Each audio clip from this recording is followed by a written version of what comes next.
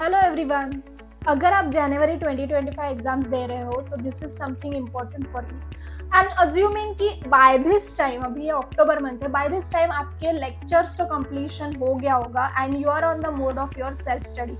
आप कुछ लोगों ने फर्स्ट रीडिंग कर लिया है, कुछ लोगों का फर्स्ट रीडिंग पेंडिंग है।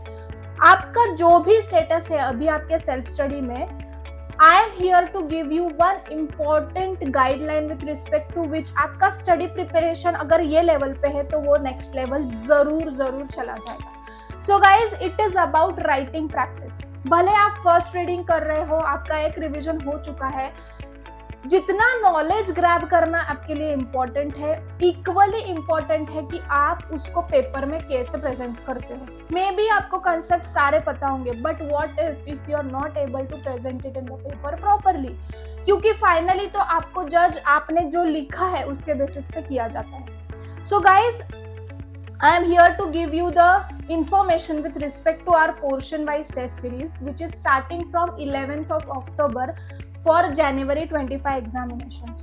इसका पैटर्न क्या है?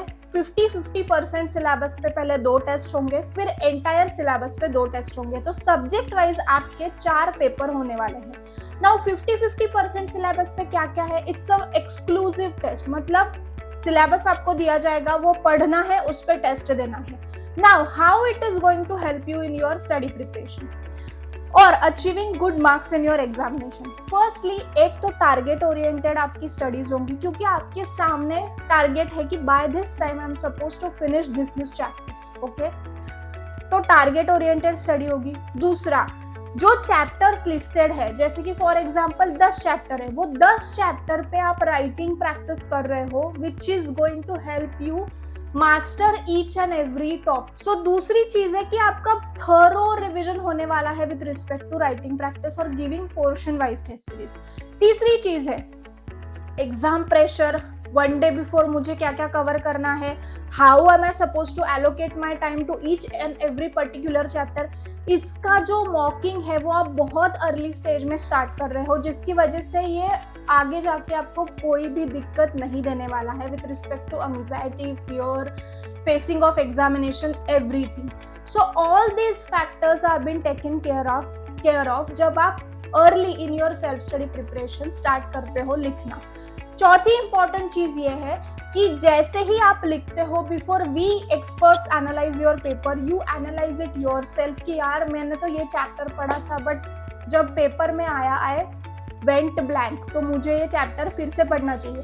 तो ये जो इंसाइट्स हैं जो कि आपको बहुत ज़्यादा हेल्प करेंगे with respect to your study preparation of the subject for final examination, तो ये आपको सिर्फ और सिर्फ लिखने से एंड प्रॉपर फीडबैक मैकेनिज्म से ही होगा। सो गाइज, मैं आपको एक छोटा सा एग्जांपल देना चाहूँगी। सो ये how writing matters in your final paper. So this is ये प्रैक्टिकल सब्जेक्ट का पेपर है, डायरेक्ट टैक्स का, ठीक है। इसमें जो स्टूडेंट ने लिखा हुआ है, इसने 2 या 3 जगह पे बेसिक कंसेप्ट्स पे गलती की है। तो जैसे यहाँ पे आप देख रहे हो, अभी ये सारी चीजें जो है स्पेसिफिकली टैक्सेशन में इंटरलिंक्ड होती है डायरेक्ट टैक्स में, राइट। तो अगर एक भी आइटम का एडजस्टमेंट गलत हो जाता है तो इट अफेक्ट्स योर एंटायर सम। यहाँ पे नोट्स तो लिखे हैं, बट काफी जगह पे नोट्स का जो बेसिस है जिसकी वजह से उसने ट्रीटमेंट दिया है वो गलत जा चुका है। अभी this is just one example, one sum in the paper. ऐसी बहुत सी छोटी छोटी मिस्टेक्स जो है, जस्ट इमेजिन कि अगर ये सेम मिस्टेक आप फाइनल पेपर में करते हो तो directly it can cause 6 months delay in your success.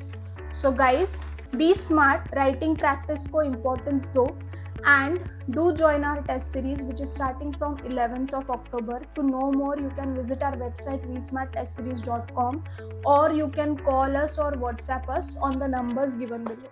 So all the very best to all of you.